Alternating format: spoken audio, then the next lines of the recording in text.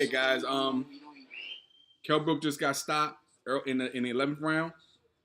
Earl Spence just now got a TKO over Kell Brook. Earl Spence is now the new IBF champion, welterweight champion of the world. Like I predicted, he stopped Kell Brook in the later rounds, and I think it's because of his left eye. Earl Spence lumped that left eye up, man. That left eye is ugly. It's ugly. It looked like they got the swelling down now, but that eye is ugly, man. It's real. They took some of the swelling down, but before they got the end swell on it, it was looking bad. It was on the verge of being closed. Kell Brook had a real good account of himself in this fight, but Errol Spence just was too much for him, man. Very well in those early rounds. Here we'll take a look at how Errol Spence was able to get the job done in that last round. Landing the right hooks and the eye clearly bothering Kell Brook, and the jabs and right hooks were an issue, and Kell Brook just can't deal with that at that moment. The swelling and all the rest of it is just too much for him at this juncture. One of the deepest divisions in the sport has a new superstar. His name is Errol Spence Jr. As Kell Brook forced to capitulate, taking a knee with plenty of concern for his left eye.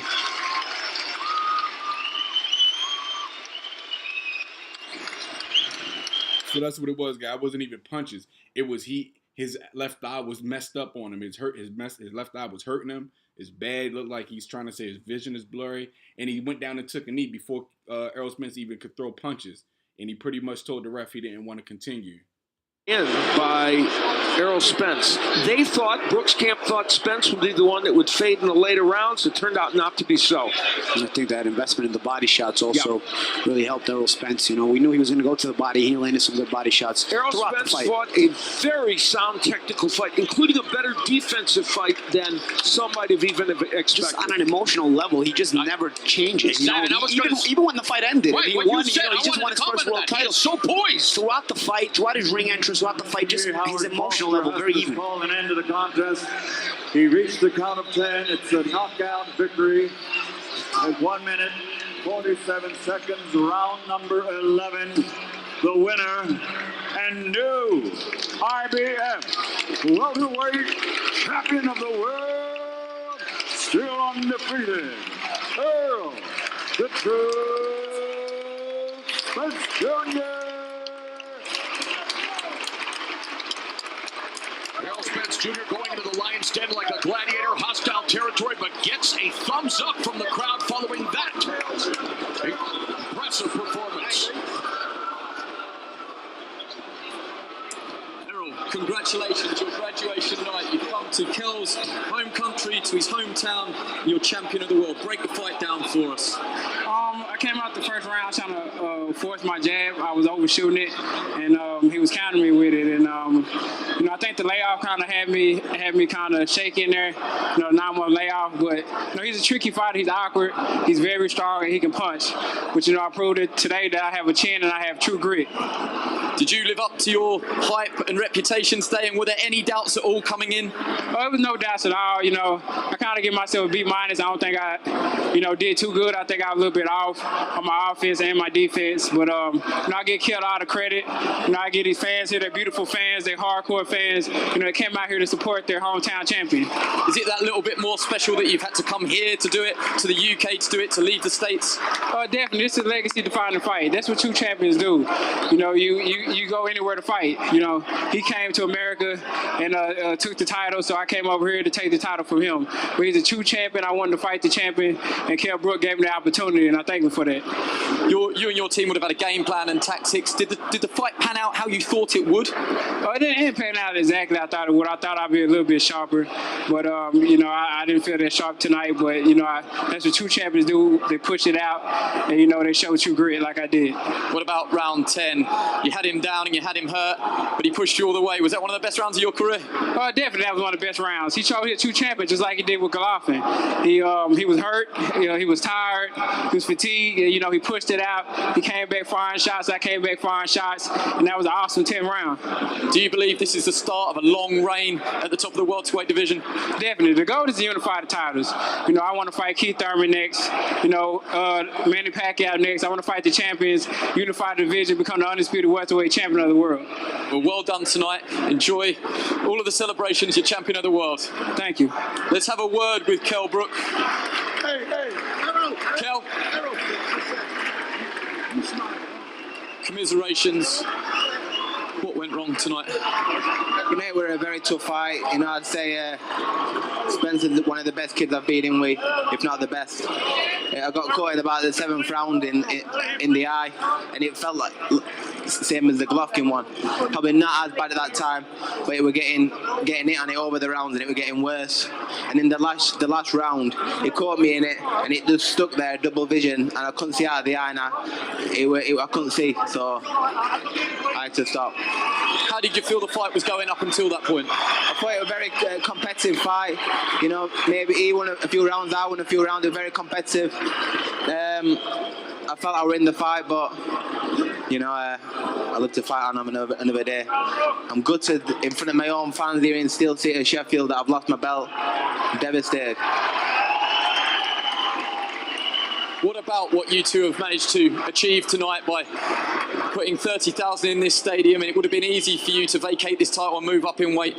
I'm just saying, when I was walking out there, the tunnel, and I was looking up and I was seeing everybody. I've never even seen that before, even when football was playing all over on the pitch and all over the stands. It was amazing to see. I'm so proud of myself that I've brought this to Sheffield, and Sheffield went the United together, and tonight we're about Sheffield. What happened at the end of the fight with the count? Did you miss the count, or was the eye just too bad to go on?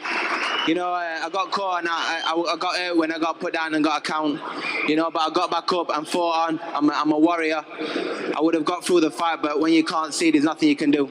Will you chase a rematch, or does the future for you live up in weight? I'll have to talk to Eddie. You know, I'll fight anyone, absolutely anyone, wherever. You know, the money is, wherever what the fans want me to want me to have. That's what I'll do. Could you make welterweight again? Yeah, I could. You got a final message for everyone that came out? I know you're disappointed. I'm sorry for everyone who come out, you know, but I'm happy that we've made a great night for Sheffield tonight. You know, we've brought a lot of revenue into Sheffield, you know, and I'm happy that I've generated that and I've done that. It's been fantastic, the build-up, the hot weather, the weigh-in, the press conference, the fight. I just hope that everyone's had a good night. Well said. Let's have a quick word with your promoter, Eddie Hearn. Eddie, it's high stakes and high risks at the very, very top. A few more boos again. Just sum up what Kell went through tonight. It wasn't his night.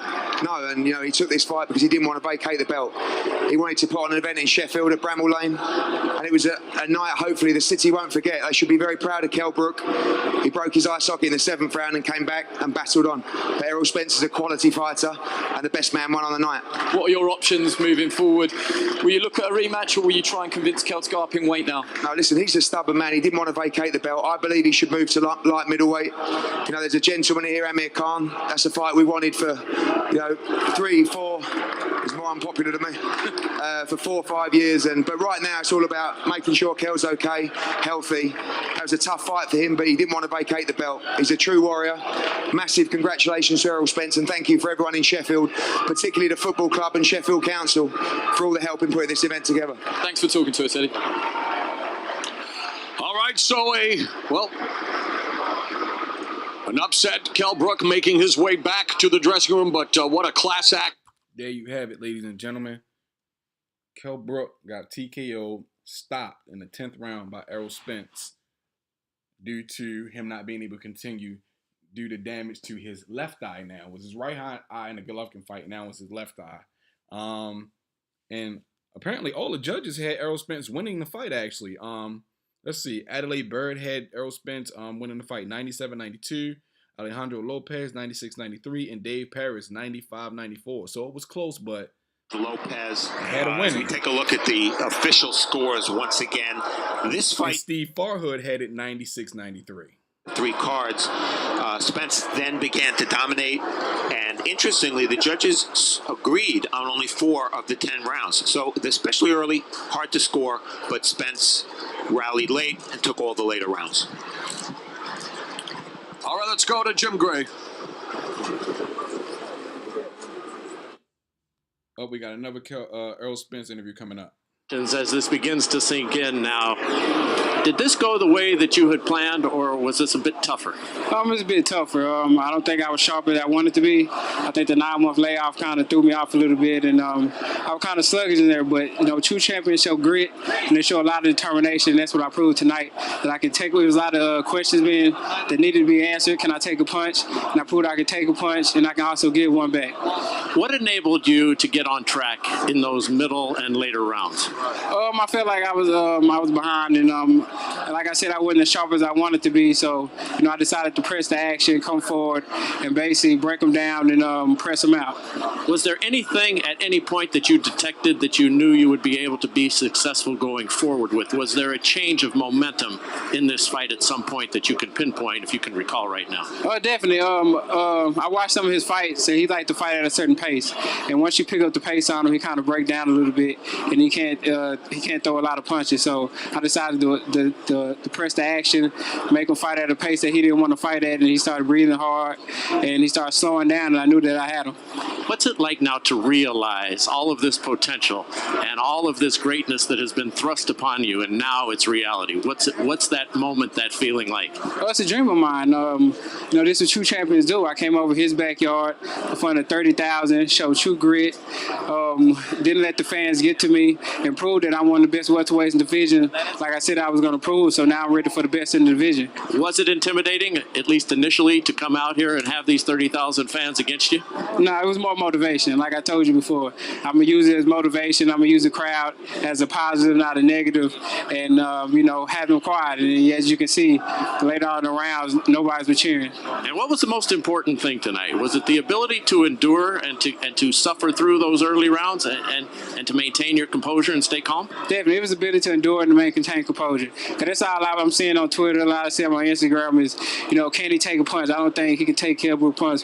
We never seen him get punched before. We never seen him taste adversity. And I think I did that today. And I showed true grit. I showed I can take a punch, I can give a punch, and I can keep coming. Keith Thurman has the titles, and you would like to unify. He obviously has had surgery on his elbow. Would you like him next? Definitely. I've been calling Keith Thurman out for a long time. Now it's time. You say, I have to prove myself, and I haven't fought anybody where I just beat, the so-called biggest welterweight in the division, Kell Brook. So now, Keith Thurman, come out. It's time to fight. Man down. Oh, man you lived down. up to it. Strap season 2. All right. Congratulations to you. Thank you. All right. There he is, Errol Spence. All right. So there you have it, man. There you have it. Errol Spence is called out of Keith Thurman. What the fuck is Keith going to do now? Is he going to step up to the challenge? Or is he going to fall back into the cut like a pussy? We'll see.